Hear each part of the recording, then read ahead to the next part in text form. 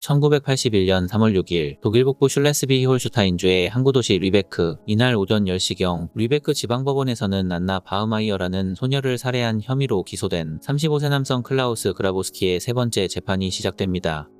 판사의 엄숙한 목소리가 법정에 울려 퍼지자 방청석 한쪽 끝에 앉아있던 안나의 어머니 마리안 바흐마이어가 깊게 숨을 들이마셨습니다. 이어서 그녀의 시선이 피고석에 앉아있는 클라우스를 향해 날카롭게 꽂혔습니다. 살인마 클라우스는 오늘도 자신의 변호사와 함께 안나를 추행한 사실이 없었다고 주장하며 당시 약물 부작용으로 인해 우발적으로 그녀를 죽이게 되었다며 법정에서 선처를 호소합니다. 마리아는 세 차례나 이어진 재판 동안 딸을 죽인 살인마 클라우스의 변명을 계속해서 들어야만 했습니다. 안나가 스스로 내 집에 찾아왔어요. 그녀의 어머니가 좀 더 신경을 썼더라면 이런 일이 일어나지 않았을 겁니다. 그 순간 마리안의 심장이 철렁 내려앉았습니다. 어처구니없게도 재판정은 클라우스의 주장을 어느 정도 받아들이는 듯한 분위기였고 판사들은 그의 범죄 행위보다는 정신상태와 신체적 상태에 대한 질문을 이어갔습니다. 마리아는 판사들이 클라우스를 제대로 심판하지 못할 것이라고 확신합니다. 갑자기 그녀의 손끝이 가방 위를 스쳤는데 놀랍게도 그 안에는 몰래 숨겨둔 권총이 있었습니다. 마리아는 만약 법이 클라우스에게 제대로 된 정의를 내리지 못한다면 스스로 그 일을 해야 한다고 생각하고 총을 가지고 온 것이었는데 안타깝게도 오늘 재판이 진행되는 모습을 지켜본 마리아는 이 법정은 클라우스를 제대로 처벌하지 않을 것이 분명하다고 느꼈습니다. 클라우스가 자신의 변호사와 함께 계속해서 변명을 늘어놓고 있을 때 마리아는 천천히 자리에서 일어났고 이어서 그녀의 손이 조용히 가방 속으로 들어가 단단한 금속을 감싸쥐었습니다.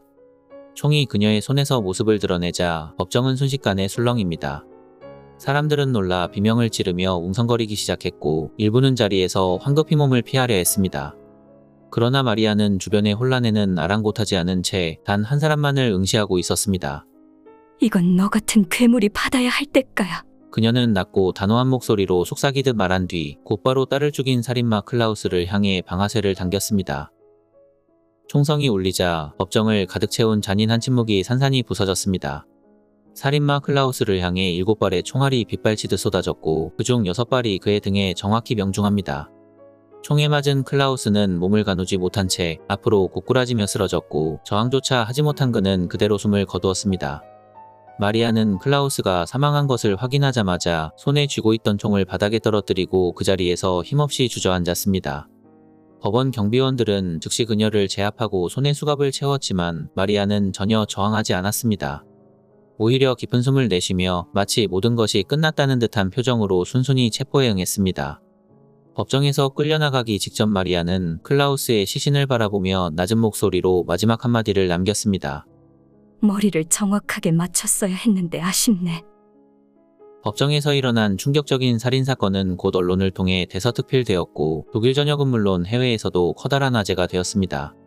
신문과 방송에서는 어머니의 복수 그리고 법정에서 직접 심판을 내린 여자라는 제목이 쏟아졌고 사람들은 이 사건을 두고 격렬한 논쟁을 벌였습니다. 곧이어 경찰 조사가 시작되었고 예상치 못한 충격적인 진실이 밝혀졌습니다. 당시 마리안이 법정에서 클라우스를 살해한 것은 단순한 분노 때문이 아니었습니다. 조사 결과 마리아는 클라우스가 과거에도 어린 소녀들을 상대로 범죄를 저질렀다는 사실을 알고 있었습니다. 그러나 당시 그는 법정에서 정신적, 신체적 문제로 인해 치료가 필요하다고 주장했고 어처구니없게도 그의 주장은 받아들여져 가벼운 처벌만 받은 채 사회로 풀려난 것이었습니다. 마리아는 경찰 조사에서 이번 재판에서도 법정이 클라우스의 주장을 받아들이는 것처럼 보였다고 말했습니다. 그녀는 전과 다름없이 그가 제대로 된 심판을 받지 못한 채 다시 풀려날 것이라는 두려움에 사로잡혔고 결국 스스로 정의를 실현하기 위해 클라우스를 살해했다고 진술합니다. 마리안의 범행 동기가 공개되자 대중들은 분노에 휩싸였습니다. 많은 사람들은 마리안의 행동을 지지하며 그녀가 법이 하지 못한 일을 대신했다고 평가했습니다. 마리안이 수감된 교도소로는 편지와 선물 그리고 꽃다발이 끊임없이 배달되었고 일부는 그녀를 어머니의 정이라 부르며 응원했습니다. 그러나 그럼에도 불구하고 법을 뛰어넘은 그녀의 행동을 비판하는 사람들도 적지 않았습니다. 그들은 법의 심판을 기다리지 않고 스스로 자경단이 되어 범죄자를 처단한 것은 또 다른 범죄라며 마리안에게 법정 최고형이 선고되어야 한다고 강하게 주장합니다. 마리안을 둘러싼 의견이 팽팽하게 맞서며 사회적 논쟁은 격화되었고 여론이 극명하게 갈리는 가운데 사법부는 이 사건을 어떻게 처리할지 깊은 고민에 빠졌습니다. 사건의 주인공 마리안 바흐마이어는 1950년 6월 3일 독일 북서부 니더작센주의 작은 마을 사르스테트에서 태어났습니다. 마리안의 아버지는 나치 독일 친위대 소속의 무장전투 집단 대원이었습니다. 그녀의 아버지는 화가 많고 폭력적인 사람이었고 술을 마실 때마다 마리안의 어머니를 폭행했습니다. 결국 마리안의 어머니는 그녀가 아주 어릴 때 아버지와 이혼합니다. 이후 그녀의 어머니는 다시 재혼했고 이때부터 마리안은 어머니와 계부와 함께 생활하게 되었습니다. 하지만 마리안의 계부도 쉬운 사람이 아니었습니다. 그도 친아버지만큼이나 권위적이고 폭력적인 남자였는데 특히 마리안에게 엄격한 생활을 강요하며 따르기 힘든 규칙을 강제했습니다. 결국 마리안은 계부의 엄격한 통제에 저항하며 반항하기 시작했습니다. 그러나 그녀의 어머니는 딸이 계부의 말을 따르지 않는다는 이유로 마리안을 집에서 내쫓아버립니다. 집에서 쫓겨난 마리안은 홀로 생활을 이어가며 힘든 시간을 보냈고 그러던 중 16살이 되던 해 첫 아이를 임신하게 되었습니다. 아이의 아버지는 부유한 가정의 아들이었지만 마리안이 임신 소식을 전하자마자 아무런 망설임도 없이 이별을 통보합니다. 처음에 마리안은 아이를 낳아 직접 키울 결심을 했지만 경제적으로 너무나 어려웠던 그녀는 결국 눈물을 흘리며 첫 아이를 입양 보낼 수밖에 없었습니다. 2년 뒤 마리안이 18살이 되었을 때 그녀는 또다시 두 번째 아이를 임신하게 됩니다. 2년 전과 달리 이번에는 정말로 사랑하는 남자친구의 아이였고 그녀는 이번만큼은 아이를 낳아 남자친구와 함께 키우겠다고 결심했습니다. 그러나 안타깝게도 출산을 앞둔 그녀는 갑자기 괴한에게 추행당하는 끔찍한 일을 겪게 되었습니다. 하지만 그녀의 남자친구는 이를 믿지 않았고 오히려 마리안이 바람을 피운 뒤 변명으로 추행당했다고 거짓말을 했다고 말하며 마리안을 비난했습니다. 이렇게 그도 마리안과 뱃속의 아이를 버리고 떠나버렸고 혼자가 된 마리안은 끝없이 고민했지만 결국 경제적 어려움을 극복할 수 없다고 판단한 그녀는 두 번째 아이도 입양 보내기로 결정할 수밖에 없었습니다. 시간이 흘러 1972년 마리안이 22살이 되었을 때 그녀는 자신이 일하던 술집에서 바 매니저 크리스찬 베르톨드와 연인 사이가 되었고 그리고 얼마 지나지 않아 그의 아이를 임신합니다. 크리스찬은 처음엔 걱정하지 마. 아이와 너를 평생 책임질게. 라며 다정하게 약속했지만 1972년 11월 14일 마리안이 딸 안나를 낳자마자 그의 태도는 돌변했습니다. 그는 결국 마리안과 아이를 외면했고 그녀는 또다시 홀로 남겨졌습니다. 이번에는 마리안이 직접 돈을 벌며 생계를 유지하고 있었기 때문에 딸을 입양 보내지 않고 직접 키우기로 결심합니다. 마리안은 안나를 자신의 인생의 마지막 아이라고 생각했고 더 이상 아이를 갖지 않기로 결심한 뒤 불임 수술을 받으며 자신의 출산을 영원히 마무리했습니다. 당시 마리안에게 안나는 그 누구보다도 소중한 천사 같은 존재였습니다. 마리안은 진심을 다해 딸을 키우겠다고 결심했지만 늦은 밤까지 술집에서 일하며 혼자 아이를 키우는 것은 생각보다 훨씬 힘든 일이었습니다. 술집에서 번 돈으로 생활비를 충당하는 것조차 벅찼기 때문에 마리안은 아이를 돌봐줄 사람을 고용하는 것은 엄두도 내지 못했습니다. 결국 마리안은 출근할 때마다 어린 안나를 데리고 술집으로 갈 수밖에 없었습니다. 그리고 일을 마치고 돌아오면 기진맥진한 채 낮 동안 깊은 잠에 빠졌고 어린 안나는 엄마가 깨어날 때까지 홀로 시간을 보내야만 했습니다. 이렇게 술집에서 밤늦게까지 일하고 낮에는 잠을 자는 싱글맘 아래서 자란 안나는 정상적으로 성장하기 어려웠습니다. 마리안은 딸의 미래를 위해 안나를 입양 보내야 한다는 사실을 알고 있었지만 그녀의 인생의 마지막 아이인 안나를 그렇게 쉽게 입양 보내지 못했다고 합니다. 1980년 5월 5일 안나가 7살이 되었을 때 그녀는 술집에서 밤늦게 퇴근해 잠들어 있던 어머니를 흔들어 깨웠습니다. 이날은 어머니 마리안과 함께 학교에 가야 하는 중요한 날이었지만 마리안은 여전히 술에 취한 채 깊이 잠들어 있었고 안나에게 그냥 혼자 가라고 무심히 말했습니다. 어린 안나는 어머니의 이런 태도에 실망했고 결국 어머니와 심하게 말다툼을 벌였습니다. 화가 난 안나는 학교에 가지 않기로 결심했고 이날 하루 종일 친구의 집에서 시간을 보내기로 했습니다.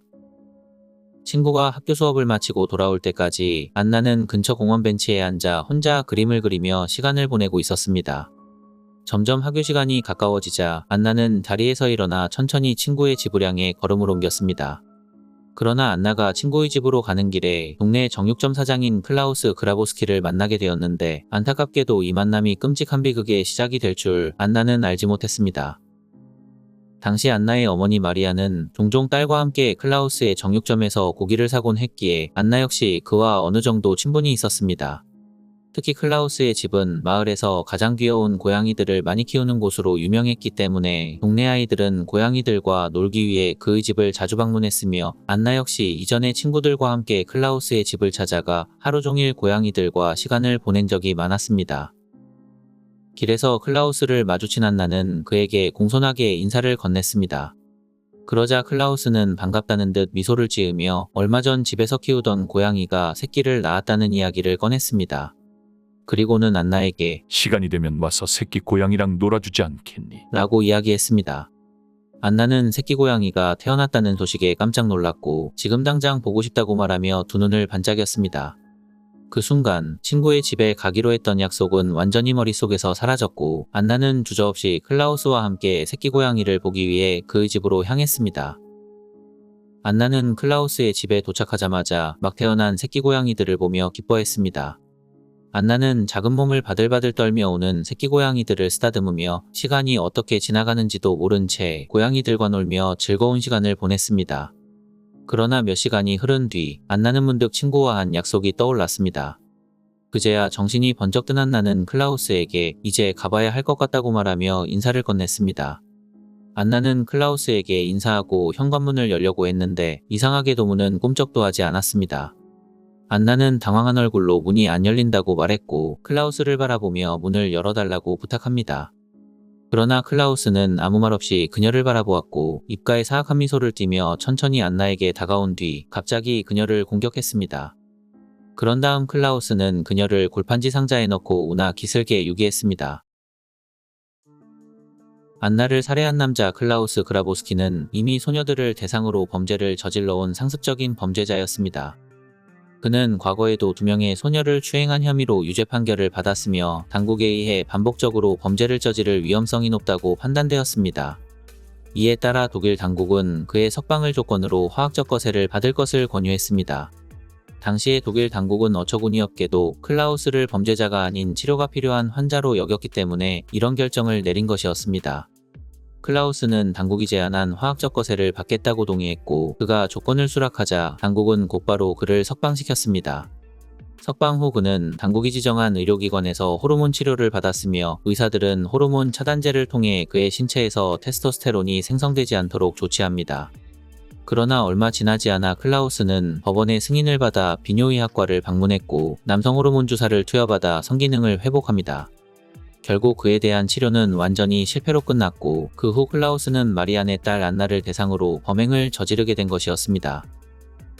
안나가 밤이 되어도 집으로 돌아오지 않자 마리안은 불안한 마음에 곧바로 경찰에 실종 신고를 접수했습니다. 그러나 경찰이 본격적으로 조사를 시작하려던 그 순간 경찰서에 한 통의 전화가 걸려왔습니다. 전화를 건 사람은 다름 아닌 클라우스의 약혼녀였는데 그녀는 떨리는 목소리로 내 약혼자가 안나라는 소녀를 살해했다고 신고한 것이었습니다. 당시에 클라우스는 안나를 살해하고 시신을 유기한 뒤 술에 취한 상태로 자신의 범행을 약혼녀에게 털어놓았습니다. 클라우스의 말을 듣자마자 공포와 충격에 휩싸인 약혼녀가 망설임 없이 경찰에 신고하면서 사건의 진상이 드러나게 되었습니다. 경찰은 즉시 안나가 유기된 우나 기슭으로 출동해 시신을 수습했고 곧바로 클라우스가 일하는 정육점으로 가서 그를 체포했습니다. 경찰은 클라우스를 체포하자마자 그에 대한 본격적인 수사를 시작했습니다. 당시 어머니 마리아는 딸이 죽었다는 소식에 엄청난 충격을 받았는데 무엇보다도 살인범 클라우스가 내놓은 황당한 주장에 더욱 깊은 충격을 받았습니다. 클라우스는 안나가 다 큰 성인을 유혹하고 심지어 돈을 요구하며 협박까지 했다고 말하고 있었는데 마리아는 그 말을 듣는 순간 분노가 치밀어 올라 온몸이 굳어버렸습니다. 마리아는 자신의 무고한 딸을 죽여놓고도 끝까지 책임을 회피하려는 클라우스의 뻔뻔함이 용납되지 않았습니다. 검찰 역시 클라우스의 주장이 터무니없는 거짓말이라고 판단했고 바로 그를 안나를 추행하고 살해한 혐의로 기소합니다. 1981년 르베크 지방법원에서 클라우스의 첫 번째 재판이 시작되었습니다. 그는 여전히 성적인 동기는 없었다고 주장하며 값비싼 변호사를 고용해 우발적인 사고였음을 강조했습니다. 그러던 중 클라우스의 변호사는 뜻밖의 주장을 내놓았는데 어처구니없게도 변호사는 클라우스가 당국의 요청에 따라 화학적 거세를 받기 위해 호르몬 치료를 받았다는 사실을 근거로 제시한 것이었습니다. 변호사는 화학적 거세로 인해 클라우스의 몸에서 호르몬 불균형이 발생했고 그로 인해 스스로를 통제하지 못한 상태에서 안나를 죽이게 되었다고 주장했습니다. 또한 당국이 반강제로 진행한 화학적 거세가 클라우스의 인권을 침해했으며 그 결과 그가 정상적인 판단을 할 수 없는 상태에 빠져 결국 돌이킬 수 없는 실수를 저질렀다고 항변했습니다. 더 나아가 변호사는 이 모든 비극의 원인이 화학적 거세를 강요한 당국에 있다며 그들을 강도 높게 비난했습니다. 당시 안나의 어머니 마리아는 법정 안쪽에 조용히 앉아 재판 과정을 지켜보고 있었습니다. 그러나 시간이 흐를수록 재판의 분위기는 점점 이상한 방향으로 흘러갔습니다. 법정은 점차 클라우스에게 화학적 거세를 강요한 당국의 결정을 비난하기 시작했고 그의 변호사관에 세운 주장들마저 받아들이려 하고 있었습니다. 이대로라면 클라우스는 약물 부작용으로 인해 우발적으로 살인을 저지른 환자로 간주될 것이었고 또다시 감옥에서 풀려나 세상으로 나올 것이 불보듯 뻔했습니다. 결국 1981년 3월 6일 마리아는 딸을 죽인 클라우스를 직접 제거했습니다. 그녀는 즉시 살인 혐의로 기소되었는데 만약 유죄 판결을 받는다면 종신형이 선고될 가능성이 매우 높았습니다. 이 사건은 독일에서 발생한 최초의 자경단 사건으로 기록되었고 언론은 즉시 마리안의 이야기를 대대적으로 보도했습니다. 마리안의 안타까운 사연이 알려지자 많은 사람들이 그녀에게 후원금을 보내며 지지를 표명했습니다. 심지어 마리아는 자신의 이야기를 잡지에 기고하며 큰 돈을 벌었지만 그녀가 번 돈은 오직 자신의 재판을 위한 법적 비용으로 사용되었습니다. 마리안의 재판은 4개월 동안 진행되었고 변호인들은 그녀가 딸의 죽음으로 인해 정서적 고통을 겪었기 때문에 감정을 통제하지 못한 채 우발적으로 범행을 저질렀다고 주장했습니다. 그러나 검사는 마리안이 치밀한 계획을 세운 뒤 법정에 들어왔다고 반박합니다. 검사는 총격 사건 약 일주일 전 마리안이 권총을 구매했다는 증거를 제시하며 이 사건이 계획적으로 저질러진 범죄라고 주장했습니다.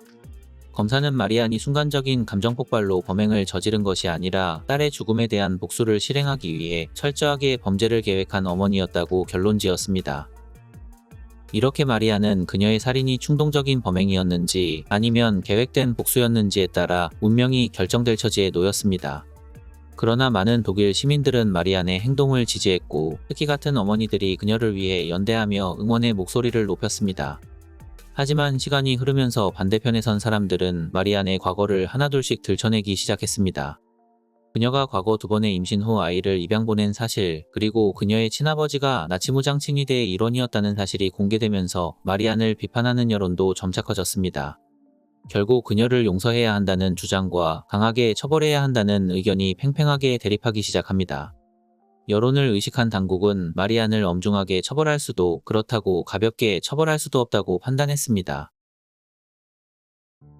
결국 1983년 3월 2일 법원은 피고 측의 고의적인 살인이 아니었다는 주장을 받아들였고 마리안에게 살인 및 무기소지 혐의로 징역 6년을 선고합니다.